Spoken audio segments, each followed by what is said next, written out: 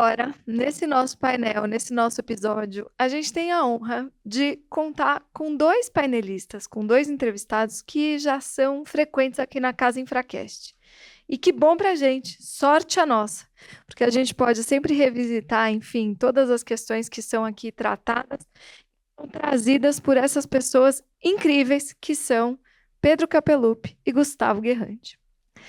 Vocês já os conhecem porque eles são nossos entrevistados aqui no Infracast e sabem das trajetórias incríveis dessas duas pessoas. Mas só para rememorar, Gustavo Guerrante é presidente, né, da antiga Sedurp, né, Gustavo? E que hoje ganhou um status ainda maior e é responsável por fazer todas as parcerias do município do Rio de Janeiro. Fácil, tranquilo, um ambiente suave. O Gabriel, inclusive, num primeiro painel aqui, ele chegou e falou assim, olha, eu já trabalhei em Minas, agora trabalhei no Rio Grande, estou trabalhando no Rio Grande, meu próximo currículo vai para o Rio, porque eu só gosto de estados quebrados. E... porque é assim que eu gosto do desafio. E é assim que eu introduzo o nosso secretário de parcerias, Dr. Pedro Capelupi, também, que aí aceitou e assumiu o grande desafio de retomada com tudo das parcerias do Rio Grande, né, as parcerias gaúchas, e tem feito aí um trabalho incrível. Esse painel, Fernando, que foi até uma ideia do Fernando, é um painel que vai tratar um pouco, lógico, dos portfólios, né, dos dois, das duas entidades aqui, mas vai falar também sobre esse momento que a gente vive, porque é um último ano, né, de governo municipal, ou estamos avizinhando aí o último ano de um governo municipal, quem sabe não, né, mas enfim, pode ser que não, pode ser que sim, pode ser que não, ele pode ser reeleito, claro, mas a gente sempre trabalha com essas perspectivas e o ano eleitoral, ele traz um ingrediente importante para as parcerias. E um primeiro ano de um governo estadual, na verdade, enfim, lógico que o governador já teve outros mandatos, mas não deixa de ser um primeiro ano de um governo estadual que também retoma um programa importante de parcerias. Enfim, então são dois momentos emblemáticos e trazem para a gente aqui sabores diferentes, para quem trabalha com parcerias, dos momentos ideais para a gente fazer as coisas importantes que a gente tem que fazer para consolidar PPPs e concessões. Fernando, você quer falar um pouquinho sobre essa introdução? E aí... Não vou tomar muito tempo, porque a gente precisa ouvi-los, eles estão vindo de longe, dedicando o tempo deles aqui para nós, então eu quero já iniciar aqui com as perguntas, começando aqui pelo Pedro, que tá do meu lado. Uma pergunta um pouco mais macro, Pedro, como é que você está vendo as perspectivas aí de essas tendências de concessão em PPP no nível estadual e municipal? E, acima de tudo, vocês têm no Rio Grande do Sul agora um programa de incentivo a concessões de PPPs municipais. Então, a gente está começando a ver esse tipo de atuação em que os estados estão assumindo o fomento de PPPs e concessões como uma política pública, né, do próprio estado. Explica um pouquinho qual que é a sua visão sobre isso, e aí depois também eu quero ouvir do Gustavo, que ele, logicamente, por ser um município polo, um município grande, tem uma estrutura muito maior e consolidada para esse tipo de parcerias, mas aí eu queria também ouvir do Gustavo qual que é a visão dele sobre essa colaboração federativa em prol de concessões de PPPs.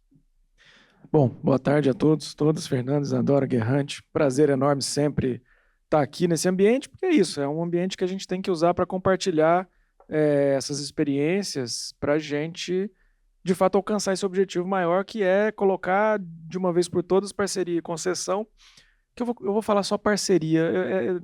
Tem me incomodado muito ter que falar toda vez, é PPP ou concessão. Acho que não dá. Assim, eu vou usar o termo só parcerias daqui para frente, mas o fato a gente precisa desse ambiente para poder conseguir isso. Como é que eu vejo acho que evoluímos muito na última década e meia, talvez,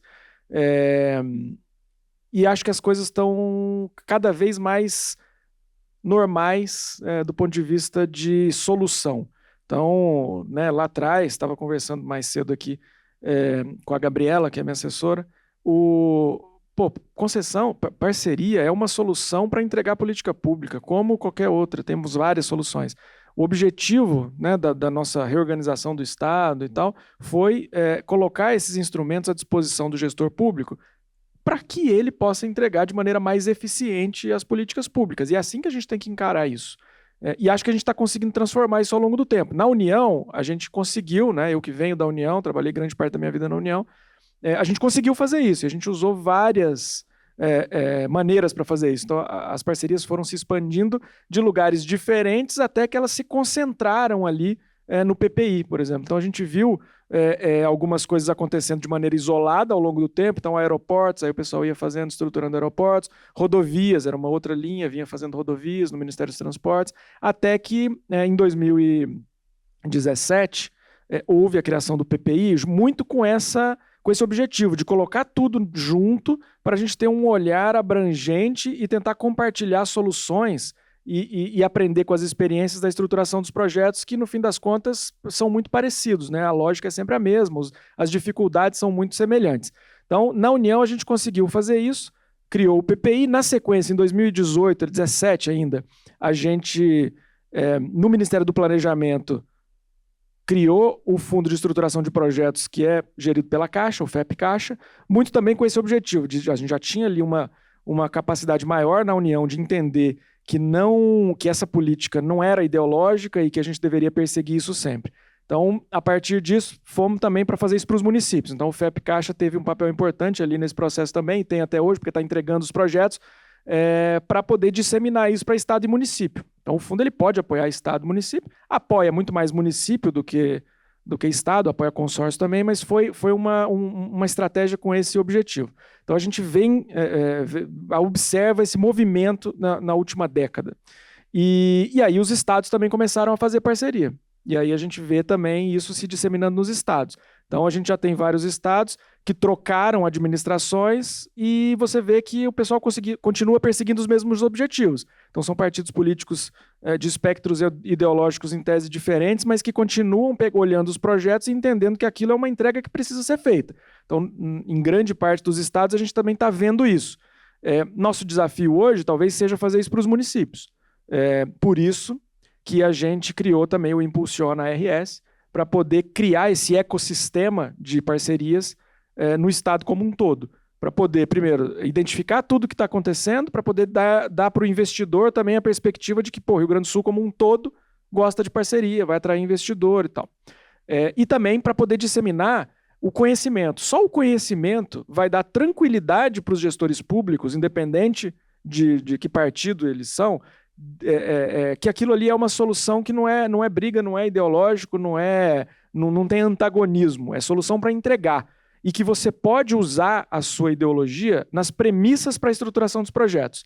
Então, não significa que a parceria vai ser igual sendo feita por um governante de um espectro mais à esquerda ou de um mais à direita. Mas o fato o mecanismo atende a todos. Então, é muito importante que a gente dissemine isso. E o Impulsiona RS também tem, além de entregar projeto, obviamente, porque a gente precisa, e o Brasil precisa muito disso, disseminar esse conhecimento. Tornar comum esse debate com os gestores municipais de cidades pequenas, inclusive, fomentar consórcios, porque o Rio Grande do Sul tem 497 municípios. É muito município pequeno. Então, a gente tem que conseguir também trazer esses municípios para o ambiente de PPP. Então, o Impulsiona tem muito isso. Então, vejo uma evolução muito grande, acho que a gente está num caminho sem volta, e cada dia mais, essa rede de conhecimento que a gente conseguiu criar vai disseminando isso para todo mundo de uma maneira muito serena e com um foco muito técnico. E aí, dando a tranquilidade para o gestor público de falar, cara, você quer ir por um caminho tal? Você quer garantir mais investimentos? Você quer que alguma coisa não aconteça? Você quer se proteger de alguma coisa? Cara, tudo dá para desenhar dentro do projeto. Então, eu acho que a gente conseguiu fazer isso muito bem e tem desafios pela frente ainda, mas eu vejo de maneira muito otimista esse processo que a gente vive aqui ao longo dos últimos muitos anos. Gustavo, e a nossa Prefeitura do Rio, que, enfim, com você à frente aí, teve um conjunto de projetos de concessão aí em função das Olimpíadas, né? e com resultados assim esplêndidos, né? Você vê o Porto Maravilha, enfim, que pese discussões que possam haver e tal, mas a transformação que foi feita no centro do Rio é fantástica. Exato. O Porto Maravilha aí, É. uma colher. E, e entender de você como que uma prefeitura, né, do porte da Prefeitura do Rio de Janeiro, ela tem se posicionado nesse caminho e quão importante é esse programa de concessões para a Prefeitura do Rio. Bom, tá, obrigado, Fernando. Obrigado, Capelo, pela colocação. Vou comentar alguns comentários sobre essa questão do conhecimento. Tem muito a ver com. Obrigado, Isadora, pelo convite de sempre. Começar pelo Porto Maravilha, tem tanta coisa aqui para falar. Sei, o Pedro começou falando, já fui lembrando de outras coisas, mas a CCPAR, né, ela foi criada, acho que a Isadora mencionou, né, a Companhia Carioca de Parcerias e Investimentos, a partir da CEDURP, né, por duas razões, basicamente. Né, já tinha uma empresa, ou seja, já existia uma empresa municipal que absorveu outras duas, então, né, que é a Rio Securitização e trouxe para a gente a Investe Rio também, então você deu uma simplificada naquela questão de tamanho de máquina, mas também tinha o conhecimento adquirido da concessão do Porto Maravilha e do VLT, principalmente, e nesse caso, na CEDURP. Mas o terceiro ponto, eu acho, principal, de ter ido para a CCPA e ter se colocado isso numa prefeitura, a gente existia uma Secretaria de Concessões e PPPs, né, na gestão anterior, 2009 a 2016, que foi desfeita pelo prefeito que sucedeu o prefeito Eduardo Paes e espalhou os contratos de concessão no município. Então, tinha hoje, em 2021, a gente tinha contratos de concessão em transporte, e uma parte na Secretaria de Fazenda, uma parte na Riozou e por aí vai. Lógico, havia decisão de juntar isso tudo, mas colocou-se isso numa empresa e passou-se um projeto de lei justamente para tornar mais difícil essa dissolução de um futuro governante que achasse interessante dissolver essa estrutura. No mínimo, vai ter que passar um projeto de lei para fazer isso. E aí, desde que a gente teve essa criação foi no ano passado, mas a gente já estava trabalhando na construção dessa estrutura, né, a gente vem fazendo uma mudança, né, no time. A gente tinha ali uma empresa, e aí isso reflete a questão da importância das parcerias. A gente tinha ali uma empresa, vamos dizer, de um projeto só, que era gigantesco, e foi feito naquele período, que tinha que atender ali o prazo olímpico ele era inegociável, para uma empresa que agora tem a obrigação de fazer estruturação e fiscalização. Então, assim, era muito diferente o engenheiro dessa empresa que eu tinha, recebia um projeto, autorizava e um terceiro executava, de um engenheiro que agora tem que desenhar esse projeto, um engenheiro, um arquiteto, só para falar da parte, né, técnica, e um econômico financeiro que vai ter que compor esse projeto, estruturar, avaliar e botar na rua, e licitar. Então, a gente vem desde 2021, aí, final de 21, nesse processo, os primeiros 6 meses foi, claro, aquela organização de casa maluca que a gente, acho que todo mundo conhece muito bem, mas, assim, a criação da CEBAR está muito focada nisso. Então, nesse conhecimento que fica. Se esse conhecimento ficar, a gente vai ter, né, a perenidade aí da carteira. Aí, Fernando, vou tentar tornar umas histórias longas aqui o mais curtas possíveis, né? A gente teve um momento, a gente vivia ali um momento que não é novidade para ninguém, né? 2009, 2010, 11 ali, Brasil crescendo a beça, Rio de Janeiro mais, nesse caso, se beneficiando da questão de Olimpíada e das Olimpíadas, Jogos Olímpicos e da Copa do Mundo. Então, quando começa ali a crise de 2014, o Rio ainda segura um pouquinho, porque tem ali a Olimpíada por vir, mas passada a Olimpíada, tudo que você tinha, né, represado desceu de uma vez. Para completar, a gente teve aí, né, pandemia em 19 e 20, então, assim, 2021, perdão. Então, assim, o cenário de concessões e PPPs daquelas primeiras que eu participei lá em 2009, 2010, e agora já peguei um ciclo tanto de revisão delas, como de eventualmente de relicitação de algumas, né? Mostra que houve um ganho e houve um aprendizado. Acho que o melhor caso que a gente tem, o caso mais emblemático que a gente tem lá, é o caso dos transportes. Até 2010, por incrível que pareça, até 2010, ou seja, não tem tanto tempo assim, né, o Rio de Janeiro não tinha uma concessão de transporte público, nenhuma, era tudo permissão. Né? Então, aquela maluquice sob demanda, em que eu quero passar aqui, definir um traçado lá maluco, dava uma permissão e ficava aquela história de que todo mundo quer passar pelo mesmo lugar e por aí vai. Aí foi feita uma concessão, e o que a gente aprendeu aí agora, né, depois desses 10 anos de contrato de concessão, alguns aprendizados, né? O sistema não para, né? Não para de pé sozinho, ele não sustentava, ao contrário do que a gente acreditava naquele momento. essa não sustentabilidade levou, somado, claro, a outros fatores, não só a gestão, mas como Covid também, enfim, pandemia, a mostrar isso mais rápido. Isso ia ser mostrado, acho que a pandemia acelerou o processo de mostrar isso, e exigiu da gente, além da gente poder pensar nos próximos projetos, refazer alguns. Então, assim, esse processo de transporte, que tem sido aí uma loucura, é um desafio hercúleo, é um trabalho de reestruturação do zero. Então, tirar a bilhetagem da mão da Rio Card, que era a empresa do Rio que fazia, por quê? Porque a gente vai ter que botar subsídio. Para botar subsídio, eu tenho que medir. Então, a gente teve que comprar ônibus, fazer uma licitação de um sistema de bilhetagem municipal, que a gente vai ficar na nossa mão, comprou os ônibus e está botando para operar numa empresa estatal, até que no final, quando ele estiver rodando, a gente vai conceder só a operação desse material. Mas isso era algo que se pensava que ia tomar esse vulto em 2021 ali, quando assumiu? Não, eu não tinha a menor ideia, e muito menos da ordem de valor, né? Então, assim, São Paulo já tem subsídio, a questão do transporte, né, já complementa a passagem há muito tempo, mas o Rio não tinha isso. E aí teve que reestrutura-se todo o sistema, porque agora, quando o sistema estiver ali cheio, né, operando em plena capacidade, a gente vai ter que inventar é uma forma de dizer, claro, mas a gente vai ter que ter 1,5 bilhão por ano de caixa para subsidiar. Então, assim, 1,5 bilhão novo que você está colocando na história ali do governo. E não dá para fazer isso se você não conceder um pedaço desse negócio, né? Então, assim, aquilo que a gente pode conceder, né, por exemplo, a operação lá no final, certamente vai ser melhor. Não sei, a gente vai fazer a concessão disso. Até organizar não dá. Por quê? A gente está modelando o sistema, botando ele para rodar. A gente vai ter 2 corredores novos de BRTs. Então, assim, tem muito número novo nessa mesa aí. Mas também já tem um aprendizado de que vale a pena medir esse negócio antes de você conceder. Você vai já conceder com um número mais firme na mão. Então, como já teve que gastar energia, criar uma empresa, gastar dinheiro criando uma estatal para fazer essa parte de transição, né, não há nada mais claro do que botar ela para operar até que a gente faça essa concessão. E algumas coisas que naquele tempo parecem incríveis, mas naquele tempo pareciam impensáveis, lá para 2012, 13, 14. E aí eu acho que tinha uma questão de foco mesmo, tinha essa questão dos Jogos Olímpicos, né, tomando toda a energia, e só foi possível fazer um monte de coisa, né? O Porto Maravilha não teve um jogo, né, das Olimpíadas no Porto Maravilha. Mas as Olimpíadas foi o pretexto perfeito para você fazer uma requalificação de uma área urbana da cidade que você tentava fazer há 30 anos. Né? Ali veio dinheiro federal, né? Assim foi feito o VLT também, praticamente 50% do investimento do VLT foi na época do PAC, 532 milhões lá dos 1 bi cento e pouco.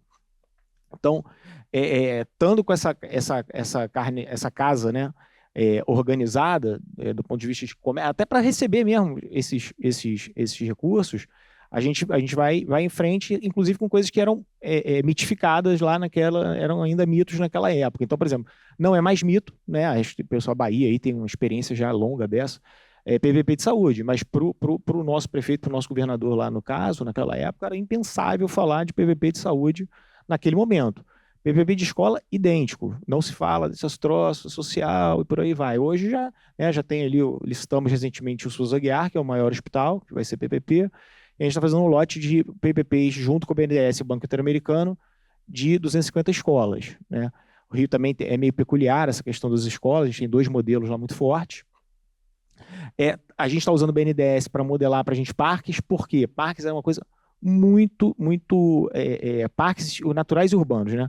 Rio de Janeiro é recheado deles, mas também recheado de ideologia nessa questão da concessão de parques lá na cidade. Recentemente a gente fez a concessão de uma praça, né, que é uma grande praça, na verdade é um parque urbano, o Jardim de Alá, que é na área o metro quadrado mais caro do Rio de Janeiro, entre Ipanema e Leblon, provavelmente um dos mais caros do Brasil. Já teve um resultado, foi bem disputado, tivemos 3 licitantes, mas ainda não conseguimos assinar por uma questão ideológica. Ministério Público, Associação de Moradores e tal. Então, o BNDES já está com uma experiência bem razoável, acho que licitado mais de 50 parques, entre municipais e urbanos e ambientais, inclusive, preservação.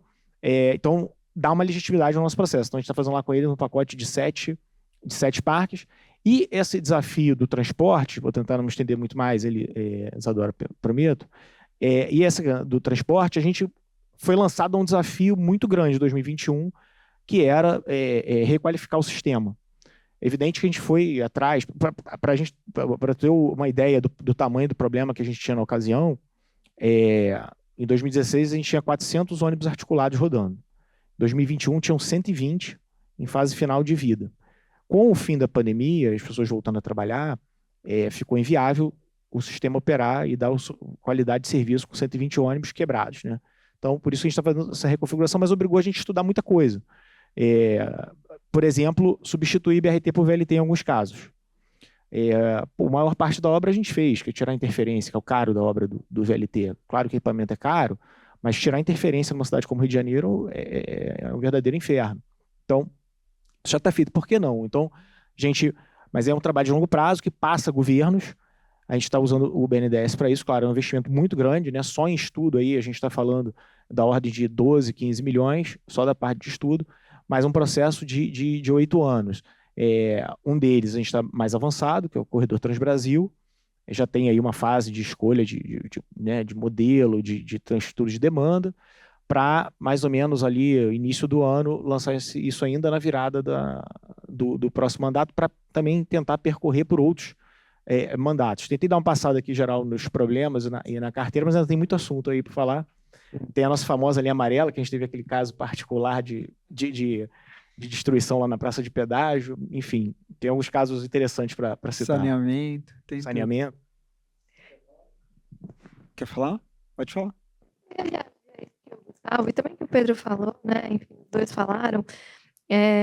A respeito de preocupações com a institucionalização do programa, né? Você viu que o Gustavo já está com uma sensibilidade do que está por vir, né? Então, assim, a gente transformou a SEDURP no que hoje ela é e pensando justamente para a perpetuação dessa cultura de concessões, né? A gente tem falado sobre isso nos painéis anteriores, inclusive. E achei interessante você trazer, enfim, que ainda assim, o que vocês apostam mesmo nesse ano enfim, é um robustecimento da carteira de projetos sociais, que tem muita grita, né? Mas, ao mesmo tempo, Gustavo, você fala assim, bom, a gente já teve aqui linha amarela, já teve aqui as questões de saneamento, mesmo tudo que foi feito lá no centro não foi blindado de todas as repercussões midiáticas, sociais, enfim, e de todas as camadas da sociedade aí, e políticas também. E acho que é muito interessante você tocar nesse tema.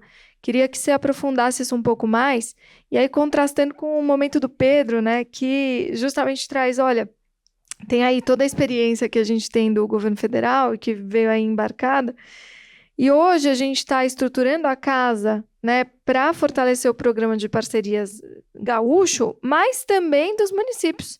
Então, eu estou aqui com uma preocupação de ter realmente uma visão transversal do Estado e de tudo que o Estado é recheado, né? Ou seja, dos municípios, e que os munícipes também sintam o benefício das PPPs lá na ponta. Só ia comentar isso. Você queria arrematar? Não, o que eu queria...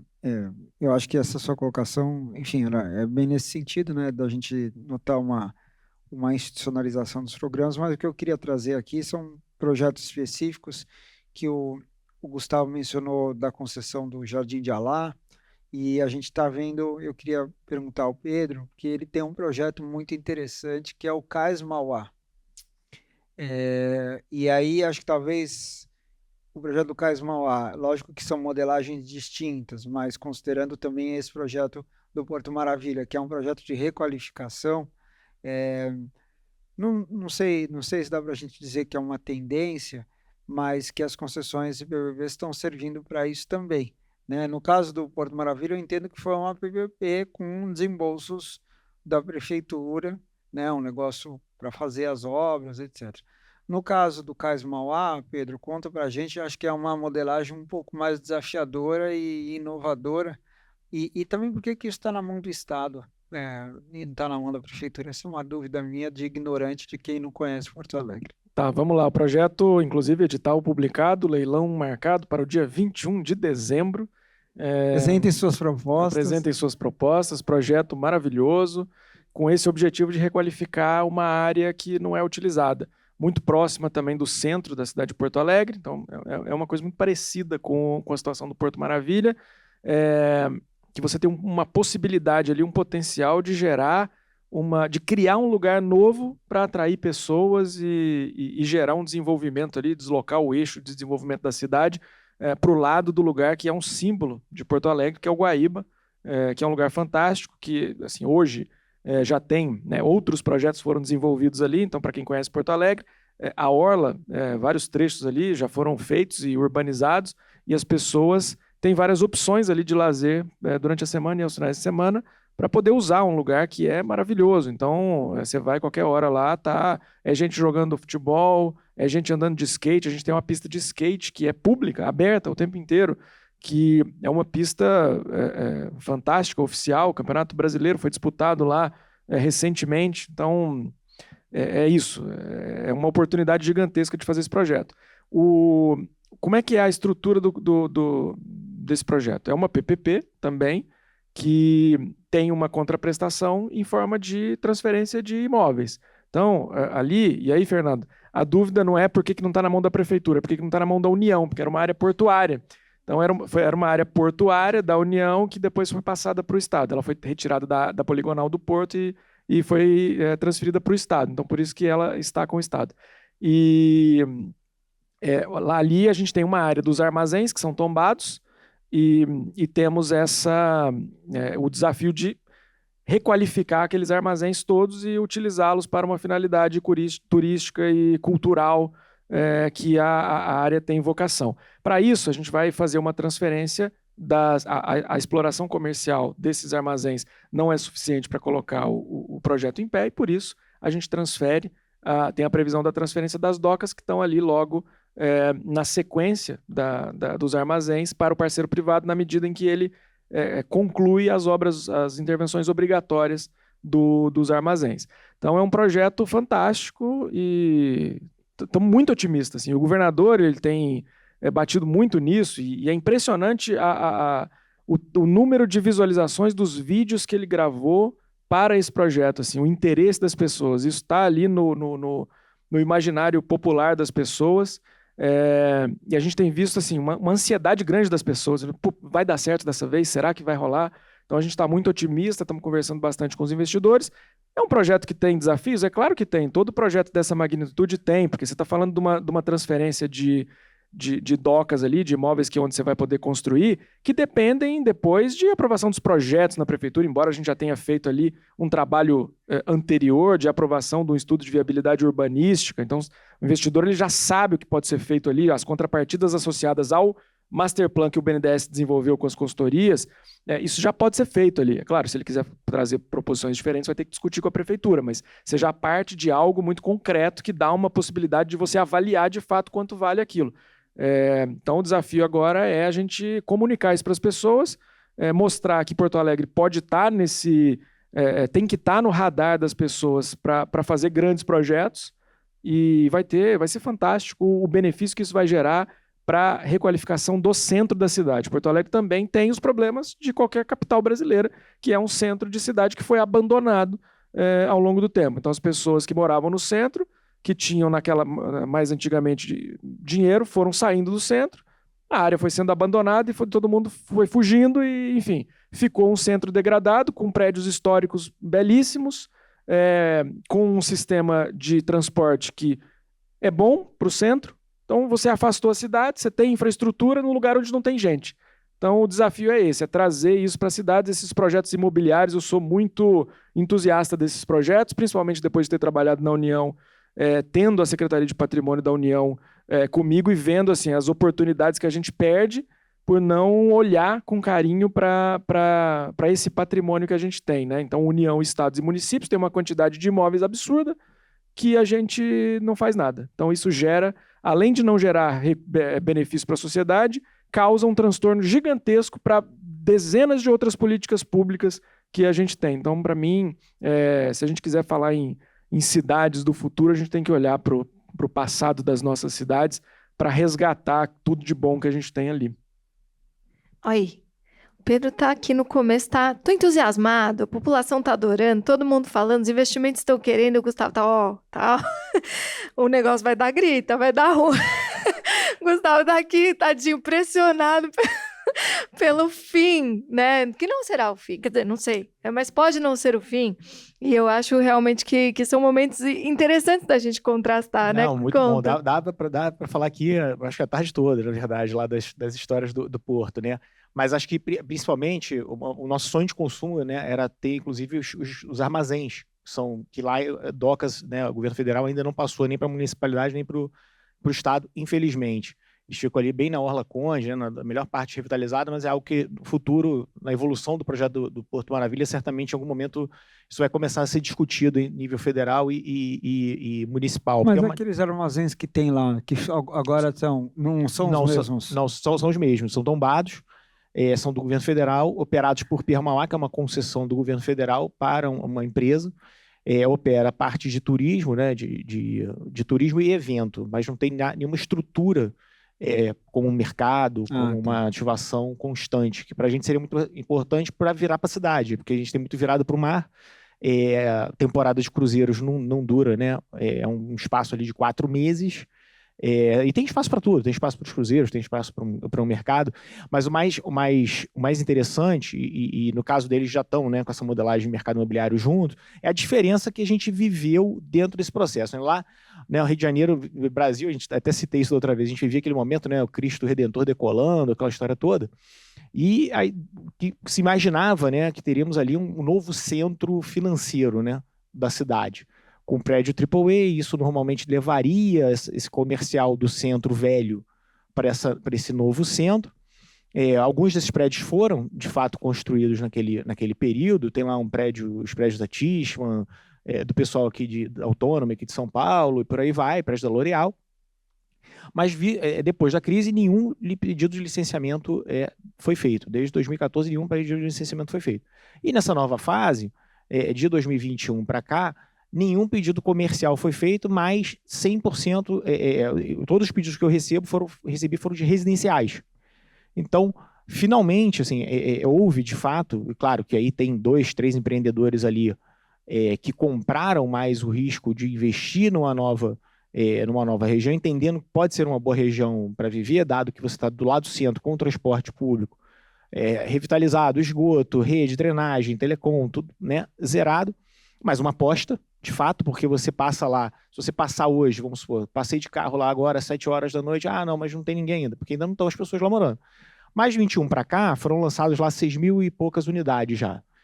Dessas aí, 4.800 estão vendidas. Então, os prédios estão em construção. Então, não é uma ideia, de fato, entenderam que aquele valor de metro quadrado ali para ir morar, apostar no novo bairro, está valendo a pena. E o comercial, de fato, patinando. Aí some-se a isso, pandemia, esvaziamento do centro, um desafio que a gente não imaginava que viria já no início de 21, essa questão do projeto do Reviver Centro, ou seja, trazer essas pessoas de volta para o centro. Rio de Janeiro tem essa peculiaridade de ter sido, né, capital federal durante muito tempo, então o centro da cidade recebeu muito dessas instituições, muito dos escritórios dessas instituições, e a partir de um determinado momento foi inclusive proibido construir residencial no centro. A partir da década de final de 60, início de 70, era proibido construir residencial no centro. Então, os que existem lá, os poucos que existem, são anteriores a essa legislação, na ocasião, um decreto-lei, né, na ocasião. E agora o que a gente está fazendo é colocando incentivo, e aí, quando eu falo incentivo, é de dinheiro na veia, né? Isso é um ponto que é importante para a gente, nessa questão de PPP e concessão, dado essa fase que a gente viveu, essa fase de crise que a gente viveu, essa fase, inclusive, até de contestação, vamos dizer assim, de modelo, tem o infeliz episódio lá da linha amarela, a gente o prefeito tem tido muito esse cuidado de, assim, vou dar o incentivo para mostrar que eu estou dando ali a semente para o cara acreditar que é para vir. Então, a gente fez uma iniciativa no centro, que eu estou pilotando lá com a Secretaria de Desenvolvimento, que pegamos as lojas fechadas, um trecho de lojas fechadas do centro, que já foi muito pujante, e vai dar um subsídio para o cara pagar o aluguel e reformar essa loja. Durante 4 anos, ele não vai pagar aluguel. Ainda vai receber uma grana para ele reformar, porque ele vai adaptar aquilo de farmácia para uma galeria, uma coisa assim. Então, ele tem que investir em alguma coisa. E vai ter e na Rua da Carioca, que está as moscas, né, hoje, tal, que é uma área importante do centro, cheio de prédio histórico interessante. A mesma coisa para a indústria de microcervejaria, cervejaria artesanal da cidade. Vai pagar o aluguel do cara durante 4 anos para trazer vida. É isso que a gente está, né, buscando. No Porto, a nossa impressão é o seguinte: a hora que os residenciais estiverem ali, o pessoal estiver morando, circulando, o resto vai vir. A padaria vai vir a reboque, o supermercado vai vir a reboque, até porque eles já procuram e já procuram nesse sentido. Agora a gente precisa que as pessoas estejam, né, morando ali. E aí, voltando um pouco aí atrás, Isadora, porque antes do Fernando comentar, você comentou muito esse negócio de PPP social, né? Da questão do que já não é mais mito lá para a gente está olhando isso. É muita questão da eficiência do uso do recurso.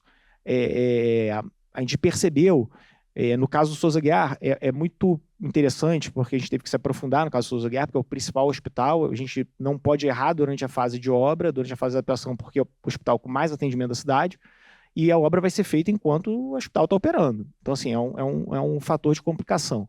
Mas, quando a gente mergulha a fundo ali nos contratos, só o Souza Aguiar, o complexo Souza Aguiar, porque tem uma maternidade, tem uma parte de laboratórios e tal, tem mais de 100 contratos para gerenciar o complexo. E aí, quando você vai dentro da Secretaria de Saúde, que aí eu conheci a equipe da Secretaria de Saúde, que eu não conhecia ainda muito bem, não tinha me aprofundado no tema, você vê que você tem um time ali de 50, 60 funcionários, estou chutando aqui por baixo, que a vida deles é preparar termo de referência edital. Porque quando o edital de limpeza de lençol acabou, o de manutenção do elevador está vencendo. Eles entram nesse ciclo e não saem disso. E tem funcionários que são engenheiro que podia estar cuidando da escola, cuidando do foco da secretaria. Né? E nas escolas não é diferente. Assim, e ainda mais escolas que é pulverizado do ponto de vista geográfico da cidade, uma cidade geograficamente complicada como o Rio, é mais de 1000 contratos. Então, essa eficiência, a gente não tem mais a menor dúvida de que a gente vai ser capaz, subindo o nível de serviço e gastando menos do custeio. O melhor exemplo, que é um exemplo até tragicômico, mas eu sempre uso ele, porque eu tive que fazer, no outro mandato, tive que fazer a concessão do zoológico do Rio. O Rio tinha um zoológico municipal, que, apesar de tudo, era um sucesso. Ele estava até mal conservadinho e tal, mas ele era uma atração popular, tinha bastante visitação. Mas estava numa situação muito ruim até que o Ministério Público fechou o zoológico, né, por questão de maltrato ao animal, aquela coisa toda, a gente resolveu não reabrir, né, resolveu fazer uma intervenção até fazer a concessão.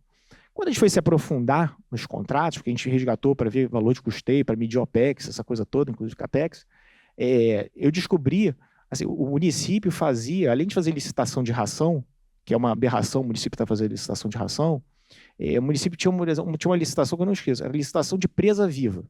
Toda segunda-feira o animal tinha alguns animais, a cobra, o leão, ele tem que comer a presa viva, galinha, pintinho, rato, sei lá, aquelas coisas. E o município licitava isso, porque ele tem que manter, porque senão o bicho perde o negócio.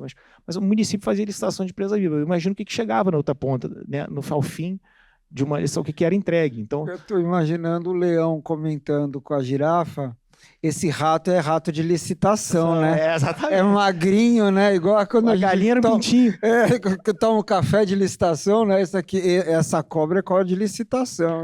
E o município gastando custeio com isso. Então gastava-se lá 2 milhões, 3 milhões de custeio com o zoológico. Então, assim, além de ter tirado esse custeio, hoje o zoológico está completamente requalificado e um show lá de visitação, vai beirando 1 milhão por ano de visitas. O leão está comendo bem. Tá comendo bem, o pelo tá colorido. Mas, enfim, é uma comparação da questão da eficiência. Por isso que a gente está muito nessa lógica dos lotes de educação e saúde, Isadora. Faz todo sentido. Vamos falar um pouco de saneamento? Porque aqui a gente tem 2 modelos muito emblemáticos, né, representados. Então, a concessão, entre aspas, da SEDAI, mas, enfim, do município, né, do Rio de Janeiro, e a privatização da Corsã, né? Então, são 2 modelos que têm sido aí vistos como exemplos e que a gente tem discutido bastante nos mais diversos fóruns, né? Acho que o Fernando queria também puxar esse gancho para já colocar vocês aqui na fogueira, meus filhos. Falando de regionalização, eu acho que o Rio, às vezes o pessoal critica muito, Gustavo, mas se teve um estado e um município que teve capacidade de se acordar com relação a como tratar o saneamento na região metropolitana foi o Rio de Janeiro, né? É só para a gente não esquecer, o município do Rio tem uma concessão de esgoto que foi feita antes do processo de concessão de toda a SEDAI, né? Então, esse foi o início, a gente não esqueça que a AP5, que é a Zona Oeste ali, Deodoro, Bangu, foi concedido pela Prefeitura do Rio, antes mesmo, conheço aquela região, já rodei lá, viu? Antes mesmo desse processo. E eu digo que foi um embrião, talvez, né? Acho que foi um embrião para legitimar o processo. E o governo do Rio Grande do Sul é o pioneiro, de fato, no tema de aplicação do novo marco legal, ou do marco legal atualizado, no tema do saneamento. Porque se tem hoje uma empresa que foi privatizada, é a Corsan, né, Pedro? E aí a gente queria primeiro te ouvir sobre qual tem sido a experiência, né, com a Corsan. Eu sei que foi assinado recentemente, mas vocês também estão num processo, vocês fizeram uma regionalização, que eu queria ouvir como foi feita essa regionalização, e vocês estão num processo agora de dar conta do restante do estado, né? Então tem aquilo que já foi concedido via Corsan, e agora o restante do estado eu queria te ouvir, e depois, Gustavo, queria que você comentasse sobre a AP5 e como que está essa relação agora com o restante dos serviços concedidos. Bom, a experiência, como você falou, com o Corsan é a primeira de privatização da empresa completa, que tem várias vantagens, né? Você já tem uma estrutura operando ali, no fim das contas você vai agregar capacidade de investimento. Acabamos perdendo um tempo valioso nesse processo, que foi judicializado e muito tempo ali de recursos e tal, que tem um único impacto negativo, que é atrasar os investimentos. Então demorou bastante para assinar o contrato, tem ali 2 meses que a gente conseguiu assinar o contrato e a EGEA assumiu a Corsan e já vem fazendo um trabalho importante ali. Queria inclusive ressaltar aqui que nesse episódio das enchentes no Vale do Taquari, a EGEA, com capacidade de investimento, acabou ajudando, inclusive, municípios que não eram atendidos pela Corsan a restabelecer o abastecimento de água. Então é importante você ter capacidade de investimento, por isso que a gente fez o novo marco, né? Então a experiência tem sido positiva já nesse começo.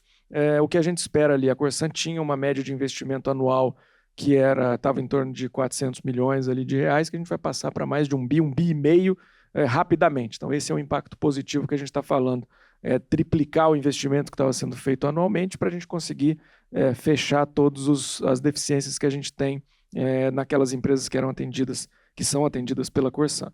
Então, Pedro, só um comentário. Eu achei muito legal que você falou isso. Pô, a gente vai, né, triplicar o investimento. Às vezes, enfim, tem municípios, a gente às vezes atende, eu e Fernando, municípios, que a gente vê que o prefeito fica assustado quando a gente fala que vai triplicar o investimento. Que ele fala assim, poxa vida, mas aí o que eu vou justificar, ainda mais em ano eleitoral, que eu vou justificar para dizer que eu não estava fazendo esses investimentos, sabe? Então, achei interessante. Isso, porque o modelo de investimento com recurso direto do Estado, ele tem um limite. Não é que você não vai fazer nas áreas que você não tem condição de fazer parceria. Mas não tem nenhum demérito, é simplesmente usar uma capacidade existente do parceiro privado, que o pessoal pergunta, mas de onde vem o dinheiro? Pô, vem o dinheiro, você tem investidores que estão aplicando dinheiro em troca de uma rentabilidade. Esse dinheiro vai ser... falando Bah? Não. Bah eu falo de vez em quando. O chimarrão também estou tomando bastante. Mas Gabriel é que gosta muito do chimarrão, ele já aprendeu a fazer, inclusive, e está tomando. Pão de queijo na outra. O pessoal lá precisa... O pão de queijo é sempre um desafio, né, para o mineiro, porque falta queijo no pão de queijo em geral, e aí você come o pão de queijo, ele tem muito polvilho. Então, uma crítica aí ao pão de queijo fora de Minas Gerais. Mas, enfim... Esse é um desafio que a gente precisa enfrentar, né? De contar para as pessoas que esse é um modelo bom e que gera um aumento do investimento muito rápido. Então, a entrega é muito rápida e a gente vê isso em rodovia, vê isso no saneamento, viu isso no saneamento. O exemplo do Rio de Janeiro é fenomenal, né? E não é, né, aquela coisa, né? Mas não vou ver o investimento. Vai sim, porque você vai olhar para a água da Praia de Botafogo, você vai olhar para a água da Lagoa Rodrigo de Freitas e vai ver que o investimento está ali, porque você está vendo a água, né? Você está vendo o fundo ali do negócio. Você pode entrar na água. Então é algo que rapidamente, né? E a EGEA também em parte lá dos blocos do Rio de Janeiro também está atuando, e conversando com as pessoas, você vai vendo, né? São pequenas intervenções, com pouco investimento, você já tem um retorno absurdo, porque você entra ali, a falta de investimento histórico é tão grande que quando você entra ali para revitalizar algumas coisas pontuais, você já consegue um resultado muito rápido. Então, o Corsan, o desafio agora é, de fato, começar os investimentos mais pesados para a gente ir fechando o gap que a gente tem. O modelo de regionalização foi um modelo de pegar e fazer um bloco Corsan e um bloco que não são os municípios da Corsan. Agora a gente está num momento de estudar uma pré-viabilidade para ver como fazer o restante dos municípios. A gente tem alguns ali que vão sozinhos, então é o caso de Porto Alegre, então a gente tem que saber como respeitar isso também, mas agregar todo mundo num modelo que a gente não deixe ninguém para trás, né? O lema do novo marco sempre foi esse, não podemos deixar ninguém para trás.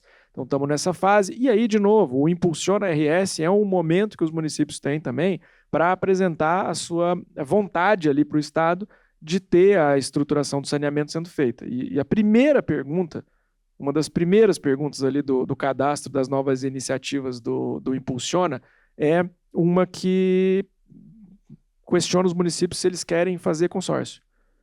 Justamente porque a gente precisa disso. Então, já partindo, independente de com quem seja o consórcio, a gente pergunta, você quer vir junto com outros municípios, quer casar, vamos embora? E para a gente mostrar que a gente tem que quebrar essa barreira, né? A gente precisa que os municípios queiram trabalhar em conjunto também, porque, de novo, 497 municípios no estado, muitos municípios com menos de 50 mil habitantes, muitos municípios com menos de 20 mil habitantes, né? A gente não pode deixar essa população para trás. Então, o desafio agora é fazer esse jogo de xadrez ali, de entender qual é o investimento que precisa ser feito, para saber que tarifa a gente precisa atingir, né? Temos que tomar muito cuidado, porque as pessoas já pagam muitos impostos, já têm uma vida difícil, a gente também não pode simplesmente aumentar a tarifa como forma de fazer o investimento, a gente tem que desenhar um modelo que a gente consiga fazer os investimentos e ao mesmo tempo manter uma tarifa razoável ali, justa para as pessoas. Então nós estamos nesse ponto, nesse momento, olhando para esse modelo possível e pedindo para os municípios também para se apresentarem para fazer isso. Acho que ajuda muito nessa via de mão dupla, ajuda. É o Estado querendo ajudar e o município querendo também ser ajudado. Acho que isso é importante nesse processo, que a gente viu uma dificuldade ao longo do tempo também na estruturação de vários lugares, né? Então acho que essa via aberta aí vai nos ajudar bastante. Pati. E você, meu irmão? Me diz, por Vamos lá favor. um pouquinho. Bom que já tem dois cariocas aqui, né? Entendem tudo, de Deodoro, Lagoa, Rodrigo de Freitas, Baía de Guanabara. Mas a gente fez, o Fernando citou bem, né? Lá atrás, né, ainda não tinha o estudo do BNDES, ainda não tinha esse mecanismo, né, que foi estruturado pelo BNDES da concessão lá da água, via SEDAI, e a gente fez uma primeira concessão só do esgotamento sanitário de uma região denominada Área de Planejamento 5, a zona oeste da cidade, que tem 2 milhões de habitantes aproximadamente. É a área mais carente da cidade, onde tem mais, né, vamos dizer assim, os bairros em termos de IDH estão, provavelmente a maior parte dos bairros com IDH mais baixo da cidade, e vencemos naquele primeiro momento ali uma questão ideológica também na SEDAI. A SEDAI colocou muita dificuldade nesse caso, não tem nenhum problema de falar publicamente, que eu acho que, independentemente do modelo selecionado, claro que eu puxava a sardinha para minha brasa como município do Rio de Janeiro, e o prefeito certamente também fez isso na negociação com o governador, foi muito bem sucedido, porque para a gente é igual o caso de Uberaba e Uberlândia. Então, assim, ele tem lá a ESB que funciona, que deve dar uma boa de uma receita. O município do Rio tem, a gente com Zona Sul somada ao centro, não precisava com a gente fizesse uma concessão ampla, a gente se resolvia e ainda botava uma bela de uma outorga para dentro. Mas o entendimento foi de que qualquer modelo que tornasse melhor o conjunto, o município estava dentro. Porque a gente tem a Baía de Guanabara, acho que a Baía de Guanabara acho que é o mais emblemático, né? A gente tem ali os municípios em volta da Baía de Guanabara, tem alguns municípios, como o caso de São Gonçalo, por exemplo, que está do outro lado da Baía de Guanabara, né? Perto de Niterói, mais para perto de Niterói, tem mais de 1 milhão de habitantes. Se você for ver, coleta zero, provavelmente zero. Ou se não for zero, é muito próximo disso. Magé, Nova Iguaçu, Belford Roxo, tudo está à margem da Baía de Guanabara, está tudo jogando na Baía de Guanabara. E aí a SEDAI, esse modelo SEDAI, o modelo Estado, ele teve tempo, acho que ele teve tempo e teve todas as chances de ter o resultado. Teve, inclusive, recursos para fazer isso. Não foram poucos os casos, Fernando Isadora, de aporte de dinheiro estrangeiro, inclusive, para fazer isso, para fazer cinturão da Baía de Guanabara, dinheiro japonês, dinheiro francês, enfim. Todas as chances a SEDAI ela teve, durante esses 40, 50 anos, para prestar esse serviço e não chegou lá. Discutir a maluquice, me permito usar o termo maluquice, mas a maluquice era tão grande que o momento ali prévio da concessão, o que estava se discutindo era a construção do Guandu 2. Não que não seja necessário, Guandu, para quem está menos familiarizado com o Rio, é o principal sistema de abastecimento da cidade. Então a SEDAI estava discutindo a expansão, a construção de um segundo Guandu, quando a perda dela estava chegando em 55%. E aí o investimento, você vai construir um segundo Guandu, longe, um investimento altíssimo, quando você está perdendo 55% da sua água no caminho. Isso, felizmente, aconteceu antes do período, pós, né, período de concessão, em que pequenos movimentos, como o Pedro citou, pequenos movimentos com investimentos às vezes não tão altos, conseguiram dar uma bela redução na perda, uma bela controlada nesse deságue na Baía de Guanabara. Tem ali, acho que a gente está indo aí, está bem no começo, o segundo ano da execução ali do contrato, mas já tem uma percepção de melhoria da água na Baía de Guanabara bastante considerável. Evidente que o Rio, como uma cidade que tem muita encosta e muito mar, quando chove é um problema, porque você tem a água descendo dos morros, sobrecarregando a rede de drenagem, que vai acabar ou na Baía de Guanabara, ou na Lagoa de Rodrigo de Freitas, ou no mar, né? Não tem muito jeito. Mas o nível de poluição já caiu consideravelmente. E o mais interessante de tudo, acho que todo esse processo não está nem muito no caso, Águas do Rio pegou uma fatia, né? Mas a outra parte lá que está com a Iguá, a gente tinha um projeto na gestão anterior de um sistema de transporte aquaviário na Barra da Tijuca. Barra da Tijuca e Jacarepaguá tem um sistema de lagoas muito interessante, e o metrô da Barra, que foi inaugurado lá em 2016, ele chega na ponta de uma dessas lagoas, na Lagoa da Barra da Tijuca. E aí a gente começou, como você tem comunidade, você tem shopping, você tem condomínios em volta ali das lagoas, esse sistema é operado parcialmente por alguns operadores de forma irregular, porque fazem transporte intracondomínios, ou seja, tem uma operação que acontece porque ela é boa e presta um serviço. A gente tinha a ideia de fazer um processo de concessão de um sistema aquaviário para levar essas pessoas até o metrô da Barra, sem sobrecarregar o trânsito interno da Barra da Tijuca, que já cresceu muito, e não foi viável na época, porque você tinha que colocar dentro do custo da concessão a dragagem de algumas dessas lagoas. E só de dragagem a dinheiro daquela época, dinheiro de 2014, mais ou menos, a gente estava falando ali de 280 a 300 milhões. E agora essa dragagem está acontecendo dentro da obrigação da concessão da Iguá, que é mais ou menos uns 400 e poucos milhões só de dragagem ali daquelas lagoas. E aí o que permitiu a gente lançar o processo a licitação do aquaviário agora, ainda antes do fim do ano. Então foi um ganho ali, um externo ali que a gente teve por conta da melhoria. Então, assim, muito em resumo, do ponto de vista econômico-financeiro, se você pensasse o Rio de Janeiro como cidade, foi bom porque fez um acordo, pegou uma fatia lá da questão da compensação, vamos dizer assim, da parte municipal, até porque o Rio de Janeiro, ele é 70%, a cidade do Rio de Janeiro, ele é mais ou menos 70% da receita da SEDAI, só a cidade, incluindo aí a receita de todo o estado. Então, basicamente, é a receita da cidade do Rio de Janeiro que segura ali segurava a operação da SEDAI. Então, nada mais justo que houvesse uma compensação, mas o que se olhou foi o melhor global. Olha, o melhor do todo vai ser isso aí. Não é o melhor para a cidade do ponto de vista econômico-financeiro, talvez nem tanto em velocidade, não sei. Aí não dá para dizer que dependeria do nosso sucesso ali nas concessões e PBB. Mas do ponto de vista de melhoria, eu acho que a gente chegou ali no modelo, Fernando, na cidade, no estado, com relação à SEDAI, que a gente estava na situação em que qualquer modelo seria mais indicado do que o que a gente tinha. Teve ali 40, 50 anos para fazer e não fez, entendeu? Sabe que já levantaram a plaquinha aqui pra mim, né, gente? Então, de novo, queria dizer aqui que eu sou fã dos dois. Sou mesmo. Desde o tempo que a gente se conhece, lá, ixi, eu e o Gustavo, a gente se conheceu muito lá atrás, a gente foi fazer um painel juntos, aquele painel foi eleito o melhor painel. Aí já fiquei babando, queria, enfim, aprender tudo com o Gustavo.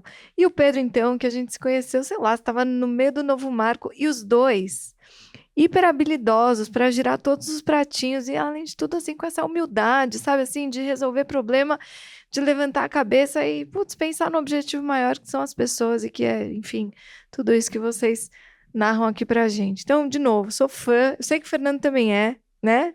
Fãzaço. E queria, então, mais uma vez agradecer vocês por ter aqui ensinado tanto pra gente hoje. Muito obrigada.